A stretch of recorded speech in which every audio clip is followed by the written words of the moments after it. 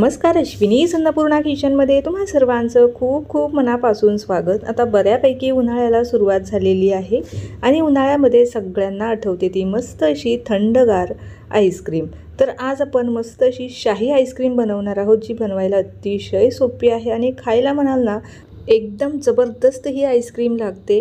आणि ही जी आईस्क्रीम आहे ना, आपण आईस्क्रीम पार्लरमध्ये जशी बनवतात ज्या पद्धतीने बनवताना अगदी त्याच पद्धतीने, परंतु अगदी घरच्याच काही साहित्यामध्ये ही तयार करणार आहोत। चला तर मग वेळ न घालवता लगेचच आपल्या रेसिपीला आपण सुरुवात करूया। रेसिपी नेहमीप्रमाणेच अगदी साधी आणि सोपी आहे, त्यामुळे तुम्हाला नक्कीच आवडणार आहे। तर त्यासाठी रेसिपीला एक लाईक जरूर करा। रेसिपीला सुरुवात करण्यापूर्वी तुम्हा सर्वांना माझे एक निवेदन आहे, तुम्ही जर माझ्या चॅनलवरती नवीन असाल आणि चॅनलला अजून सबस्क्राईब केले नसेल तर नक्की सबस्क्राईब करा। आईस्क्रीम बनवण्यासाठी सर्वात अगोदर आपल्याला एक बेस तयार करावा लागणार आहे। हा जो बेस आपण तयार करणार आहोत ना, हा सगळ्या आईस्क्रीमसाठी सेमच असणार आहे। याच बेसपासून आपण वेगवेगळ्या फ्लेवरच्या आईस्क्रीम तयार करतो। इथे एका भांड्यामध्ये 1 कप आणि 1/4 कप म्हणजे वजनी म्हणाल तर 250 ml एवढं दूध घेतलेलं आहे। आता हे जे दूध आहे ना, आपल्याला गरम केलेलं तापवलेलं दूध घ्यायचं नाही।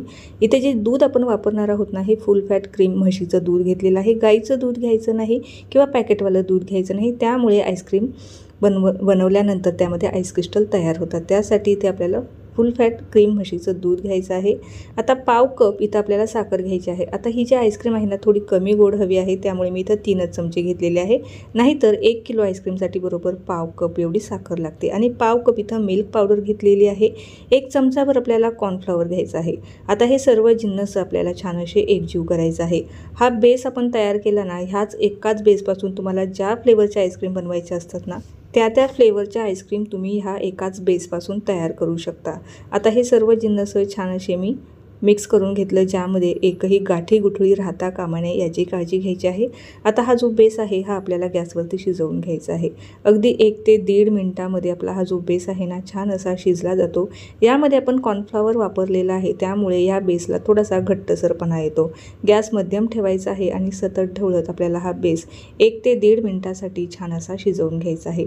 शिजल्यानंतर या ठिकाणी तुम्हाला दुधाची जी कन्सिस्टन्सी आहे ही थोडीशी थिक दिसत असेल, तर आता हा व्यवस्थित शिजला गेलेला आहे। त्यानंतर हा आपल्याला पूर्णपणे रूम टेम्परेचरला थंड करून घ्यायचा आहे। फ्रीजमध्ये आपल्याला हा थंड होण्यासाठी ठेवायचा नाही, तर रूम टेम्परेचरलाच आपल्याला हा थंड करून घ्यायचा आहे। आता हा बेस जो आहे ना, हा थंड होत आहे, तोपर्यंत आपल्याला पुढील काही तयारी करावी लागणार आहे। आता आपण जी आईस्क्रीम बनवत आहोत ना, ती राजभोग आईस्क्रीम बनवणार आहोत।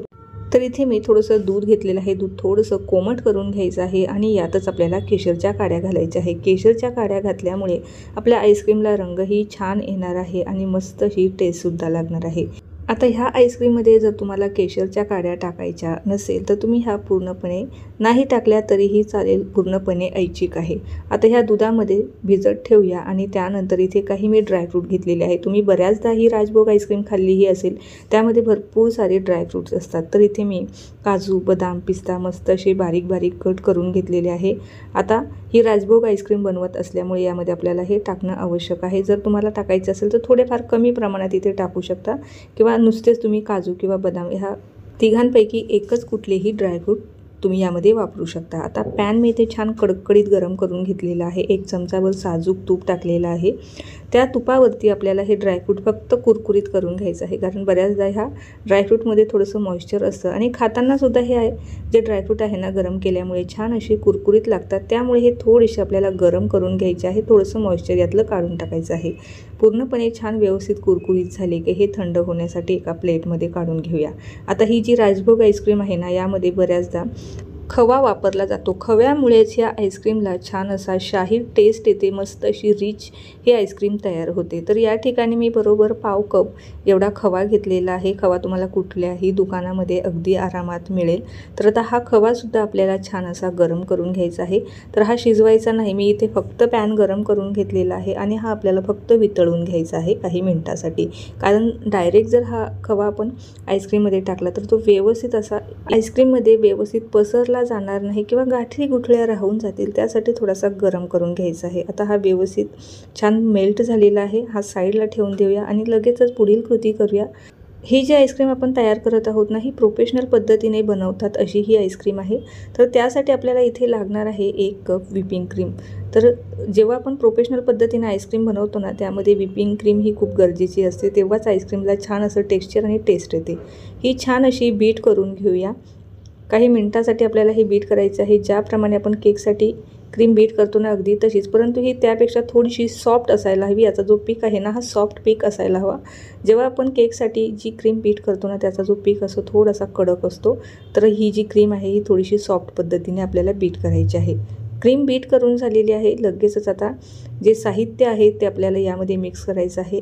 बेस बनवण्यासाठीचं लागणारं साहित्य पुन्हा एकदा मी थोडक्यात सांगते. मी ते 1.25 कप फुल फॅट क्रीम म्हशीचं कच्चं दूध घेतलेलं आहे. त्यात 1/4 कप आपल्याला मिल्क पावडर, 1/4 कप आपल्याला साखर लागणार आहे आणि 1 चमचाभर कॉर्नफ्लॉवर लागणार आहे. हे सर्व जिन्नस छान दुधामध्ये मिक्स करायचं आणि उकळवून घ्यायचं. आता हे जे मिश्रण आहे हे माझं पूर्णपणे थंड झालेलं आहे. कुठेही कोमट ठेवू नका किंवा गरम असताना या व्हिपिंग क्रीममध्ये आपल्याला टाकायचं नाही. पूर्णपणे थंड झाल्याच्या नंतरच यामध्ये टाकायचं आहे. कोमट किंवा गरम असताना जर टाकलं ना, तर आपली क्रीम वितळण्याची शक्यता असते. त्यानंतर अजून एक पदार्थ यामध्ये वापरलेला आहे, तो म्हणजे मी 1/4 कप कंडेन्स मिल्क वापरलेला आहे. त्यामुळेच याला छान अशी टेस्टसुद्धा येणार आहे. आणि गरम केलेला खवा, त्यानंतर जे आपण केशरचं जे दूध होतं ते सुद्धा आपल्याला यामध्ये मिक्स करायचं आहे. भाजून घेतलेले ड्रायफ्रूटसुद्धा टाकून घेऊया. काही ड्रायफ्रूट मी यामध्ये टाकून घेणार आहे आणि अर्धे जे ड्रायफ्रूट आहे ते वरतून थोडेसे गार्निश करण्यासाठी मी ठेवणार आहे. तर अर्धे मी टाकून घेतलेले आहे आणि अर्धे साईडला ठेवून देणार आहे. आता हे सर्व जिन्नस मिक्स करायचे आपल्याला आहे. आता सर्व जिन्नस आपल्या यामध्ये टाकून झालेले आहे. आईस्क्रीम या ठिकाणी आपली तयार झालेली आहे. फक्त आता आपल्याला ही सेट होण्यासाठी ठेवायची आहे. हे एकदा की एकजीव झालं की कुठलंही तुमच्याकडे जे कुठचं भांडं असेल त्यामध्ये ही आईस्क्रीम आपल्याला फ्रीजरमध्ये सेट होण्यासाठी ठेवायची आहे. आता ही तुम्हाला अगदी रात्रभरासाठी सेट होण्यासाठी ठेवायची आहे. नाही तर 10 ते 12 तास तरी ही आईस्क्रीम सेट होण्यासाठी लागतात. तर तेवढ्या वेळापुरतं आपल्याला ही फ्रीजरमध्ये ठेवायचं आहे. तर इथे माझ्याकडे प्लास्टिकचा डबा होता, त्यामध्ये मी आता ही सेट होण्यासाठी ठेवणार आहे. जे काही तुमच्याकडे भांडं अवेलेबल असेल त्यामध्ये तुम्हाला हे जे मिश्रण आहे हे ओतून फ्रीजरमध्ये सेट होण्यासाठी ठेवायचं आहे. वरतून जे ड्रायफ्रूट आपण साईडला काढून ठेवलेले होते ते देखील यावरतून टाकून घेऊया. ह्या पद्धतीने जर तुम्ही आईस्क्रीम बनवली ना, तर यामध्ये जराही आईस क्रिस्टल तयार होत नाही. जशी आईस्क्रीम पार्लरमध्ये किंवा ठेलेवाल्याकडे जशा आईस्क्रीम मिळतात ना, अगदी सेम तशीच आईस्क्रीम आपली घरच्या घरी तयार होते. आता ह्या डब्याला छान असं झाकण लावून ठेवायचं आहे. तुम्ही कुठल्याही भांड्यामध्ये जर ठेवणार असाल ना, त्याला व्यवस्थित वरतून कवर करून घेणं गरजेचं आहे. त्यानंतरच फ्रीजरमध्ये ठेवायचं आहे.